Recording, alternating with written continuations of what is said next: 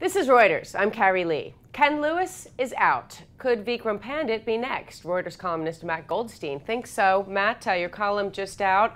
Would the ouster of Pandit be a good thing? Yeah, I think it'd be a good thing. I think the city just needs a new, fresh change. I have a lot of problems with what's been going on with city. It's just moving way too slow and getting its act together, if it can get its act together.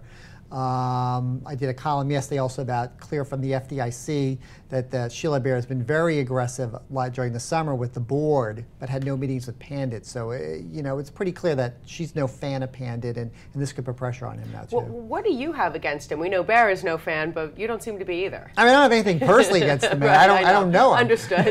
But I just don't think that he's the right person for the job. I think actually you need a total fresh face, someone to come in totally outside that culture. Granted, he's relatively new to the culture, but someone without any baggage associated, not been part of the crisis, and someone who can just look cleanly at what needs to be done to this bank. I almost think a totally different vision needs to be done. I think city needs to be much smaller and done much faster. Going back to B of A, Lewis out, no clear successor at least yet, and there's some speculation that the government may be getting involved, throwing their hat in the ring as far as who they think should succeed Lewis. Some people would say, well, look, I don't want the government getting involved with Sure. With the banking institutions. I understand that, but when you're being held up in part because of government support, I think it's only natural the regulators are going to have a say. I don't think the regulators are going to dictate the situation. Bank of America is not nearly as bad off as Citi, but it'd be unlikely that they wouldn't have some say. They do meet with them, Bair meets with them, Treasury, so I think it's expected it's going to happen. Let's just be devil's advocate here. Look, Lewis did bring Bank of America to one of the biggest national banks, right? He was under a lot of pressure to incorporate Merrill, to acquire Merrill. Do you think at all that he's being scapegoated? No, I don't think so at all. Look, the Countrywide deal was a bad deal. Merrill was a bad deal, regardless of whether he was pressured at the end. I think you could argue he went into that deal thinking he may have had the government on his side if something went wrong. And I'd argue with the whole thing about him making the bank so big to begin with.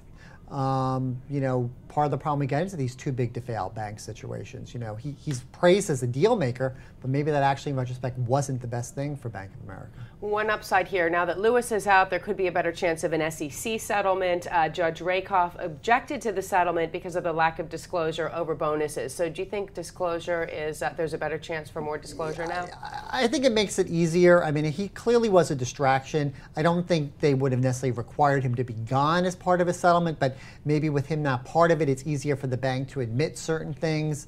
It's just another obstacle out of the way. Clearly he was just a headache. And for him personally, you just look at his face every time. He was grimacing in every single photo taken of him. Even the photo we had up for this introducing this piece. I just think overall it's better for him, it's better for the bank, and better for shareholders. So Pandit, Lewis, who else on Wall Street needs to go?